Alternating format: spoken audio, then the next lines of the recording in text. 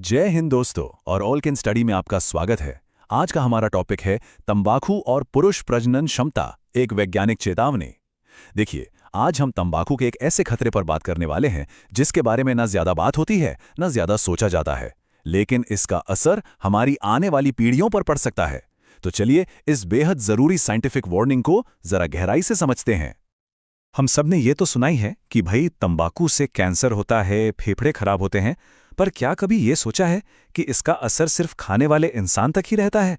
क्या ये उनकी अगली पीढ़ी पैदा करने की क्षमता को, उनके बच्चों के स्वास्थ्य को भी सीधे सीधे अफेक्ट कर सकता है? बस यही वो सवाल है जिसका जवाब आज हम ढूंढने वाले हैं। तो चलिए इस विश्लेषण में और अंदर चलते हैं। देखिए, दशकों से तंबाकू के खिलाफ जो भी चेतावनियां थीं, वो ज्यादातर कैंसर और दिल की बीमारियों पर ही फोकस करती थीं। लेकिन अब एक बहुत बड़े वैज्ञानिक अध्ययन ने एक ऐसे छुपे हुए खतरे से पर्दा उठाया है जो सीधा पुरुषों की प्रजनन क्षमता यानी फर्टिलिटी से जुड़ा हुआ है। आप खुद सोचिए, जब भी हम तंबाकू के पैकेट देखते हैं तो दिमाग में क्या आता है?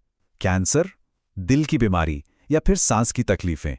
ये सारी चेतावनियां बिल्कुल सही हैं, इसमें कोई शक नहीं। लेकिन ये कहानी का सिर्फ एक हिस्सा है। अब साइंस हमें बता रहा है कि असल खतरा इससे कई ज्यादा गहरा और कई ज्यादा पर्सनल है। और ये खुलासा कहां से आया है?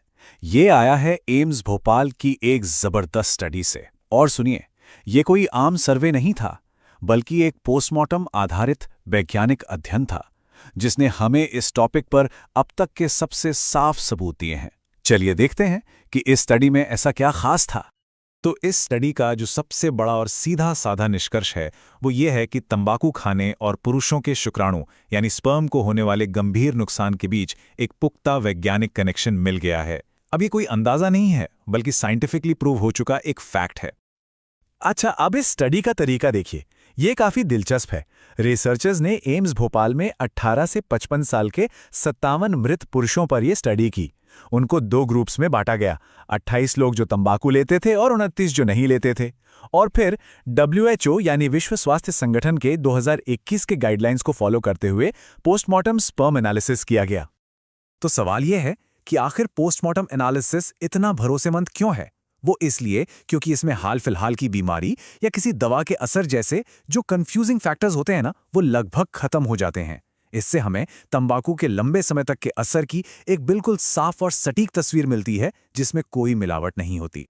तो चलिए अब आते हैं सीधे नतीजों पर और देखते हैं कि तंबाकू का इस्तेमाल करने वालों और ना करने वालों के बीच क्या चौंकाने वाले अंतर मिले। ये आंकड़े इस प्रॉब्लम की गंभीरता को साफ साफ दिखाते हैं। यहां देखिए, ये तुलना सब कुछ एकदम आईने की तरह साफ कर देती है।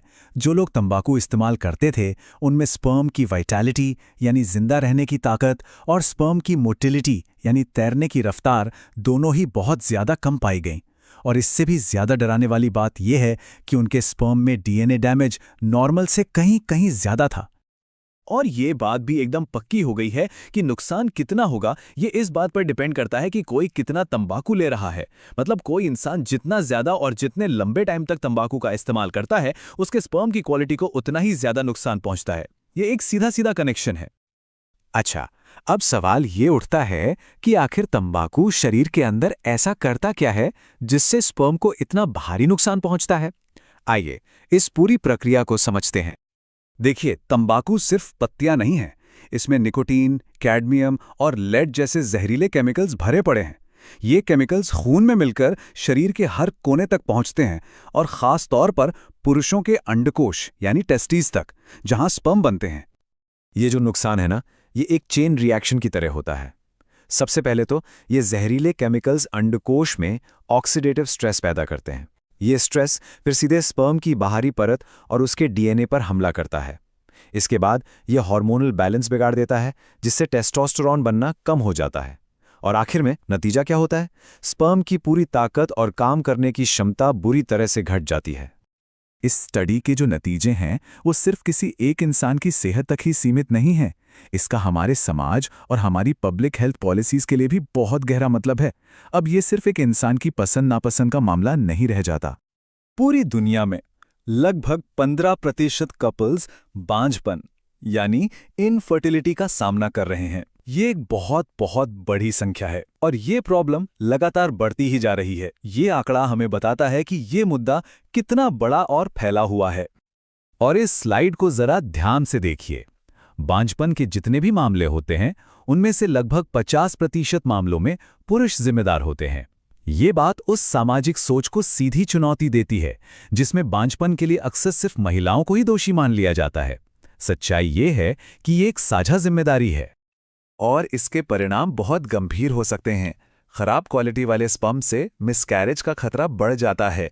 भविष्य में पैदा होने वाले बच्चों में जन्म से ही कोई कमी या जेनेटिक बीमारी होने की संभावना भी बढ़ जाती है। इसीलिए अब यह बहुत ज़रूरी हो गया है कि तंबाकू कंट्रोल के जो प्रोग्राम्स हैं, उनमें प्रजनन स्वास्थ्य यानी रिप्रोडक्टिव हेल्थ को भी शामिल किया जाए। तो आखिर में बस यही एक सवाल हमारे सामने आके खड़ा हो जाता है। क्या आज लिया गया एक फैसला आने वाली पूरी पीढ़ी की सेहत को तय कर सकता है? इस स्टडी के नतीजे एक साफ और सीधा जवाब देते हैं। हाँ, बिल्कुल कर सकता है। ये एक ऐसा फैसला है जिसका असर सिर्फ खाने वाले पर नहीं, बल्कि उनके पूरे भविष्य पर, उनकी आने वाली नस्लों पर पड़ता है। ऐसी जानकारी के लिए सब्सक्राइब कीजिए ऑल कैन स्टडी को। Thank you. तो चलिए नेक्स्ट वीडियो पर मिलते हैं।